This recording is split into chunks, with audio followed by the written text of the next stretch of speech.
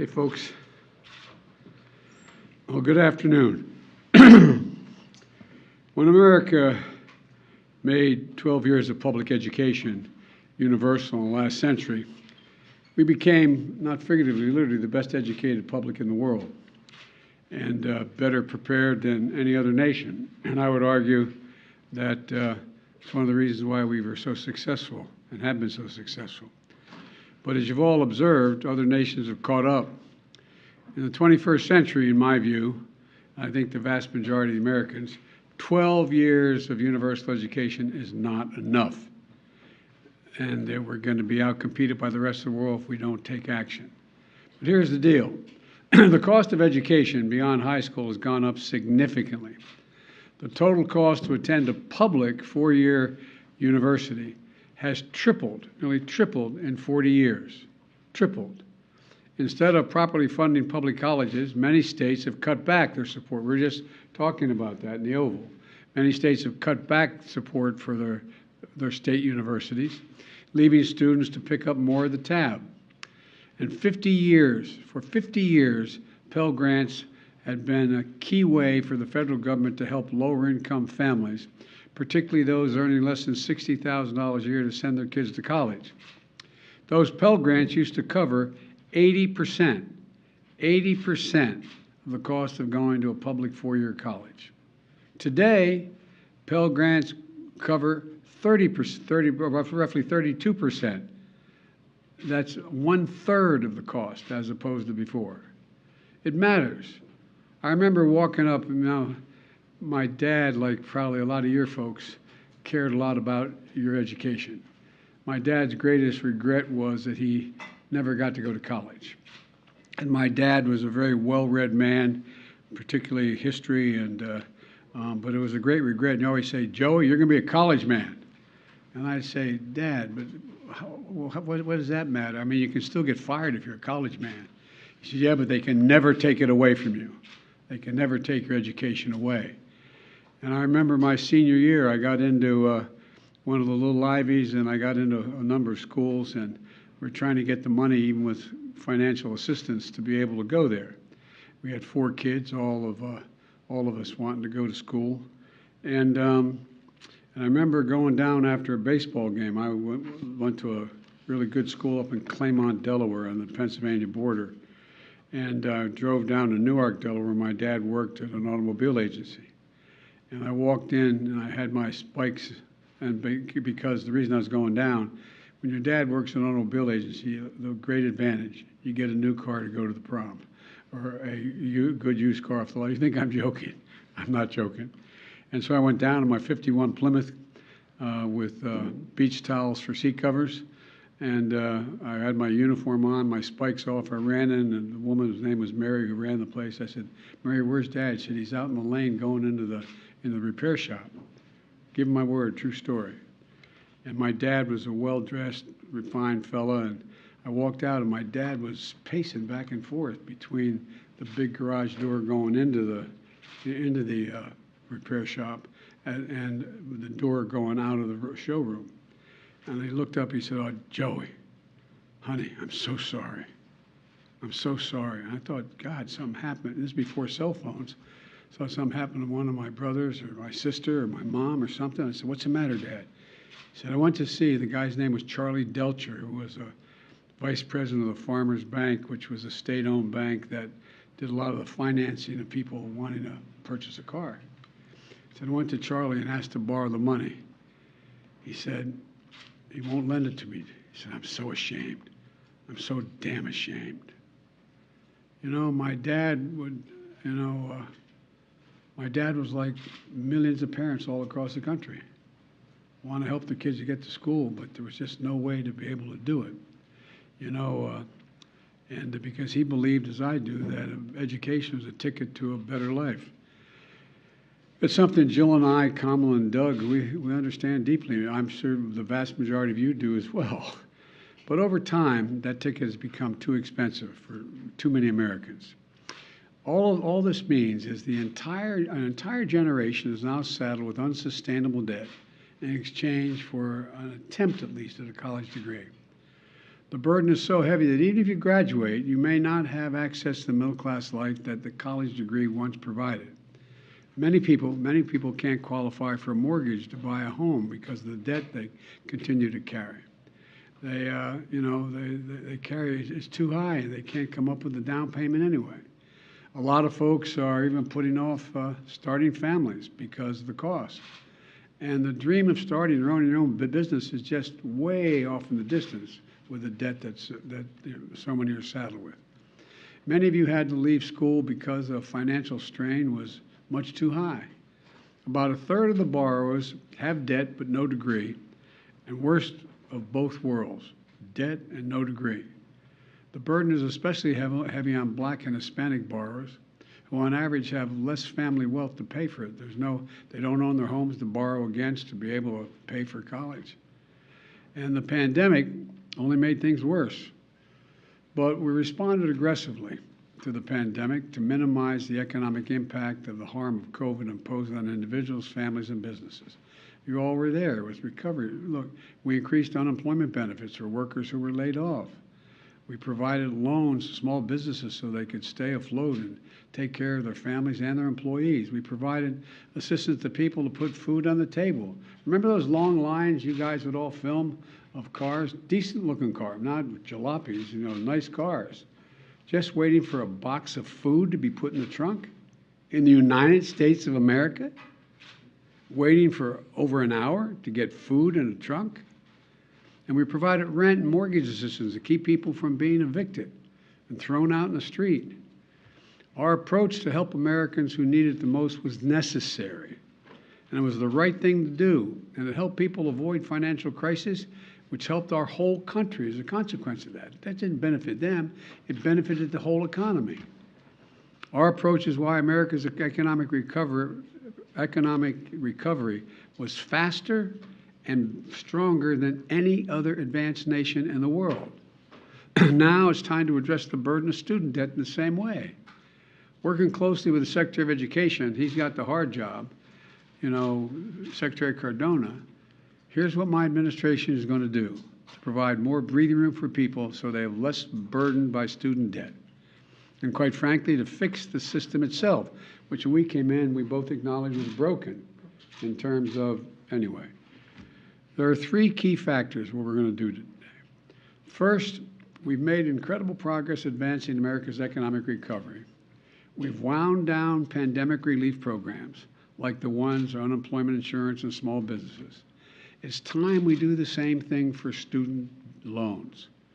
Student loan payments pause is going to end. It's going to end December 30. I'm extending to December 31st, 2022, and it's going to end at that time. It's time for the payments to resume. Second, my campaign for president, I made a commitment. That would provide student debt relief, and I'm honoring that commitment today. Using the authority Congress granted the Department of Education, we will forgive $10,000 in outstanding federal student loans. In addition, students who come from low-income families, which allowed them to qualify to receive a Pell Grant, will have their debt reduced $20,000. Both of these targeted actions are for families who need it the most. Working and middle-class people hit especially hard during the pandemic, making under $125,000 a year. If you make more than that, you don't qualify. No high-income individual or high-income household on top of the 5%, in the top 5% of incomes, by the way, will benefit from this action, period. In fact, about 90% of the eligible beneficiaries make under $75,000 as family. Here's what that means. If you make under $125,000, you get $10,000 knocked off your student debt. If you make under $125,000 a year and you received a Pell Grant, you'll get an additional $10,000 knocked off that total, for a total of $20,000 relief. 95% of the borrowers can benefit from these actions. That's 43 million people. Of the 43 million, Over 60% are Pell Grant recipients. That's 27 million people who will get $20,000 in debt relief. Nearly 45% can have their student debt fully canceled. That's 20 million people who can start getting on with their lives. All this means people can finally crawl out from under that mountain of debt, to get on top of their rent and their utilities, to finally think about buying a home or starting a family or starting a business. And by the way, when this happens, the whole economy is better off. In the coming weeks, the Department of Education will lay out in detail a short and simple form to apply for this relief, along with information when this application process opens. By resuming student loan payments at the same time as we provide targeted relief, we're taking an economically responsible course. As a consequence, about $50 billion a year will start coming back into the Treasury because of resumption of debt. Independent experts agree that these actions taken together will provide real benefits for families without meaningful effect on inflation. Let's be clear. I hear it all the time. How do we pay for it? We pay for it by what we've done. Last year, we cut the deficit by more than $350 billion. This year, we're on track to cut it by more than $1.7 trillion by the end of this fiscal year, the single largest deficit reduction in a single year in the history of America. And the Inflation Reduction Act is going to cut it by another $300 billion over the next decade because Medicare will be paying less for prescription drugs, and over $1 trillion if you add it out for the next 2 decades. The point is this: there is plenty of deficit reduction to pay for the programs, cumulative deficit reduction to pay for the programs many times over.